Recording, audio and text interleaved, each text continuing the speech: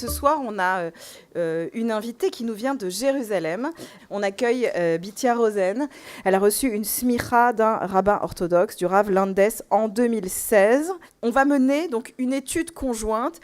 Et je voudrais dire que l'idée de mener une étude conjointe d'une voie, on va dire, du judaïsme non orthodoxe et d'un judaïsme orthodoxe ou moderne orthodoxe, c'est un peu au cœur de ce qu'est le projet de Ténois. L'idée qu'on peut être dans un temps qu'on pourrait qualifier avec un terme un peu complexe, un temps post-dénominationnel. Peut-être que le temps des dénominations, des sensibilités juives telles qu'on les connaît, orthodoxes, libérales, traditionnalistes, massortis, ne veulent plus nécessairement ne peuvent plus parler aux uns et aux autres. En tout cas, beaucoup de gens ne s'y reconnaissent plus. Souvent, je me demande si ce phénomène post-dénominationnel n'a pas quelque chose à voir quand même avec l'arrivée des femmes dans le monde de l'étude. Pendant longtemps, vous le savez, les femmes ont été tenues à distance du texte, c'est même un euphémisme de le dire.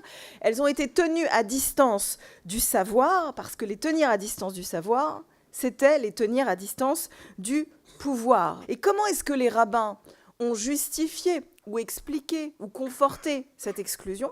De plein de manières, parfois au nom de la nature, et parfois au nom de la culture, et parfois au nom de la protection du système. C'est comme si la présence du féminin posait une menace pour le Beth Midrash.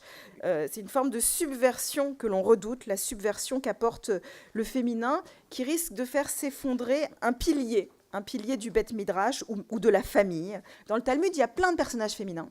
Mais ces personnages féminins, bien souvent, ils ont un rôle assez secondaire. Ils n'ont pas de nom, ou alors ils apparaissent tout à coup, mais en tant que femme de quelqu'un, ou fille de quelqu'un, ou servante de quelqu'un. Et constamment, ces personnages féminins dans le Talmud, précisément parce qu'ils sont des outsiders, ils viennent délivrer un message particulier. Ils ont une vision que les autres n'ont pas, parce qu'ils sont comme sous domination. Et donc, ils incarnent l'altérité, l'autre du système, une puissance particulière capable de faire ouvrir les yeux ou faire ouvrir les oreilles différemment d'un protagoniste qui est, lui, au cœur du récit, comme une tentation capable de changer l'histoire.